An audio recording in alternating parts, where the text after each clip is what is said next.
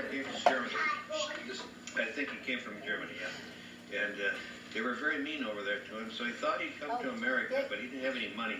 So he got onto a boat, a big ship, and he was a stowaway, you know. He didn't have no money, but he got on the boat and he was hid down in the way down the bottom of the boat, and they found him. Well, they brought him upstairs and they made him shovel coal all the way to New York, where he landed. And then he got to New York, finally. So he shoveled a lot of coal in that boat. It used to take about 3 months to come over the ocean. Let's see, now then he got to New York, he didn't have no money, so he had to go to work.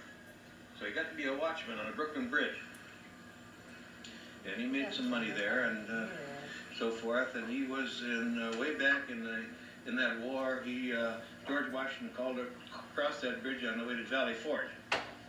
But he was a guard there. Well, he watched it. He was 240 pounds and nobody was getting by with anything with him. Well, he made enough money and he decided he'd go west, you know, to find a place to live and raise a family. He was all alone in the world. And he crossed the river on the way. He had to walk. He didn't have no money. I think it was a Connecticut River, really. I think it was someplace, or it may have been the Ohio, because he had to get across the Mississippi too. And they got to he could swim them all right, because his friend was with him, see. And the friend could swim maybe, you know, a pretty good swimmer, but he couldn't swim a great distance. His name was Wenzel. So they got to the Mississippi, not the Mississippi. He landed on this side of Mississippi, but I think this was the Connecticut River, which runs all the way down New England and empties into the Gulf of Mexico. No, New England Strait. Okay, so this guy was drowning. His friend put his hands up. He said, "John, help me." And John couldn't help him because the only way he could help him would be if he went to the shore and took a run way back. He had to go 50 yards and then take a run, you know, and dive under the water and come up where Fred was. And he did that just as Fred was getting his last gasp. So, in being a strong swimmer, he brought his friend to shore, and they got there safe. And they came to Bills Valley. And when they got to Bills Valley, my grandfather, he homesteaded a big farm. What state was Bills Valley? That was in Wisconsin, Trumbull County, Wisconsin, in the town called Arcadia. And he homesteaded 200 acres, but he didn't have any woodland because in those days you don't get no heat from oil or from electricity. He had to have wood, you know, wood. So he bought another 40 acres up in the hills where he could bring the wood home to feed his salmon. Well, this all worked out fine. He had a big farm there, and he accumulated some wealth. He was not poor or anything. So anyway, he built the biggest farm that was ever built in Wisconsin at that time. That's years and years ago. And they wondered what John Bill was going to do with that big barn. But he wasn't that dumb. He made money. He built 2 houses on this place, one for himself and his wife, and one for himself. See, when he built one for retirement. Well, anyway, then he met a girl by the name of Anna Sluga from Independence. She's the one that my grandmother, real old grandmother. She was a wonderful person. And John Bill had all these kids. He had 3 daughters, Agnes and Gertie and Sarah. And then Joe Bill and Eddie Bill. And Joe Bill became my father. And Joe Bill bought the farm from his grandfather, and that's where we were raised, in Bills Valley. How many acres was that? It was 232 acres of land and 40 acres of woodland, which was a lot in those days. Grandpa, how many miles did he swim? He swam at least, well, this Connecticut River, you just go to Connecticut where Mike lives. I think he swam about 8 miles. Wow. 8? But that wasn't anything for him, because when he got here, one time he went, I'm just... He probably swam retracting my across. story for a minute. He went to Winona, Minnesota, which was 17 miles from where he settled, you know. And he had to get across the river. And he didn't have no transportation. There were no bridges, nothing there. So he swam over. And so he says, "John, you can't swim that river." He said, "I'll swim this river for a chew tobacco." He did that? And he did. He'd sit down a while and float a while, swim a while. And the river was, Mississippi is a pretty big river.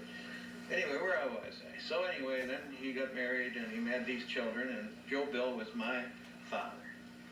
And then Joe Bill married, and my grandmother lived across the road, and we were very good to grandma. He died earlier than my grandmother. And one of us boys every night would go across the creek over to sleep with her. We were scared to death. I was scared to death. But always somebody outside, are you okay, Mansa? Okay, good night. And we'd go in, and grandmother had my own bed ready and everything, and we'd sleep with her. And all our boys took our turns, you know, so that she wouldn't be afraid or be alone. Is that across that bridge from that little creek that run in front of your place there? Where is this in Wisconsin? Yeah. Is there still a valley? Well, now that's a good question, sweetheart, because it used to be Bill's Valley, and when I was the last time I was in Arcadia, I drove out there. Now they got a new big sign, it said Bill's Road. Right, Oh, I didn't know. and it goes down through the valley, beautiful. But my grandfather wasn't that dumb. He picked the most fertile spot in the middle of the valley where the creek ran through. We had trout in there. we could Other fish. people live there? Well, certainly, after a while, they all settled Oh, around. we should live there. Well, it's sold now, really, it's gone. My father couldn't handle it anymore. Anyway, that was the story. I guess it's putting her over now, but then my father married Ida Shank, who was a school teacher. And Ida and him lived together, and they had, I guess you talk about horses. They say that Joe Bill had the most beautiful horses Really? in the country. He had one of these tip-top Surreys, and oh boy, I'm telling you, he had the best of everything, you know. Where to get his interest in horses? Well, that's what transportation in those days did, you know. But he knew quality by a quality Oh horse. boy, they had horses. I got some pictures of them. Really? And Ida used to, at one time, my mother said she had to go to Wamedy because she taught school over there, which was about 18 miles trip with the horses over the hills. And she were going down this hill, and the horses got spooked. Sometimes you got to go up and see this Wamedy Dudley. It's just straight down, you know, no guards. The horses spooked down, the buggy tipped over, and wrapped the harnesses around the horses, and Ida survived all right. And I don't know how she did it, but she did it. So anyway, that was that. And we had then Ida and Joseph, who were my parents, had 9 children, and that's when I came along. See, You were the youngest? I was the 5th child in the family. You had 1 girl, then they had Simon, Linus, Werner, and then me. See, and then 5 more sisters. But then I was the 4th youngest boy. And then we lived on a farm there, and we cut wood, and we made a living. It was tough going, but we made it. We had a lot of fun. And then from there on, I had to earn my own way, you know, because my father couldn't handle any more of it. He did fine. And then I guess that's about the end of the story, except that, and then after I left home, I went to work in a brewery, got to be a brewmaster, and I met some nice people, and I worked in different places, and my wife was a nurse. I married Irene Sabota. Her name was Sabota. She came from Independence. What year was that when you met her? That was I met her the first time when I was going to high school in 1929. What high school did you go to? She went to Independence High School. I went to Arcadia High School. And my Aunt Sarah had a party one night. This is how I met my wife.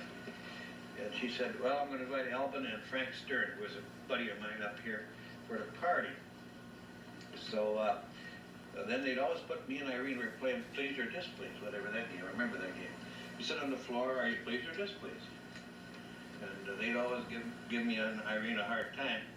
And Aunt Sarah, who was my aunt, was so good to me. She said, I'm displeased. I want Alvin and Irene to be able to get up. They all sit there all night. So that's how I met Irene and I married her. And we had this kid, you'll know all my children, you know, that's the way it is. I remember I was told a story about the watermelon. What was the watermelon story? Oh, I don't know. you mean we're stealing watermelons? No, I know you something about Irene and the watermelon. Irene was a nurse in La Crosse.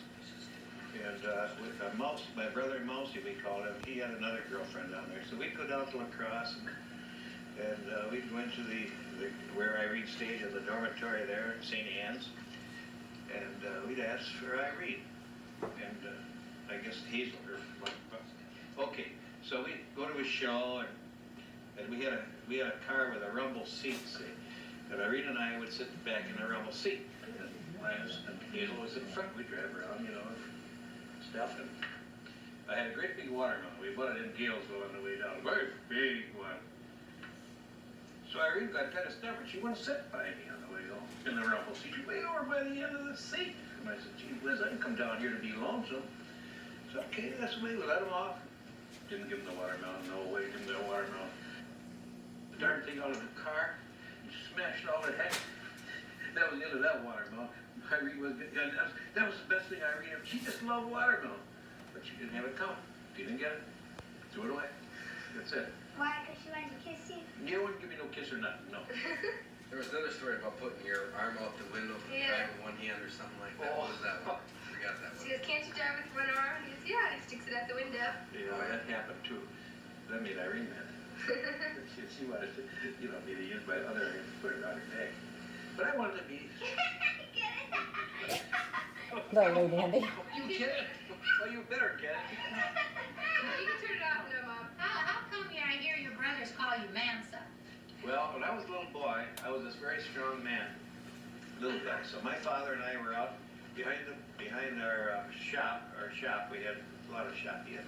My father, well, he could do anything, and we had an iron pile there. My father needed a piece of iron. Just about this big, I guess. He said, okay. He said, I have to take this piece of. I need this piece of iron here to, you know, to weld or something. And he said, I'll pick it. I said, let me do it. Let me do it, Dad. I said, I got big hands. My God, he said his name is Manson. He's a man. Oh, okay. Yeah, that's true. That's cute. So How about he- the rest of your brothers, like Puffy and Wirt and Werner, or what? And Mousy. Mousy, how'd they get their name? Oh, he was always crawling under somebody's arm, big baby, so we called him Mousy. He was a cute little guy. Simon got it from Simon. Puffy got it from when he went to St. Mary's College. He got big old fat. You know, they seen him these barrel gravy and stuff. So we came home to a dance one time at KC. I remember Ike Haynes was there. And Ike said to Werner, met him in the bathroom. He said, "Oh God, are you that Puffy?" Werner, he sort of hit him. So. Well, anyway, I guess but Werner lost all that because he was a hard worker, you know.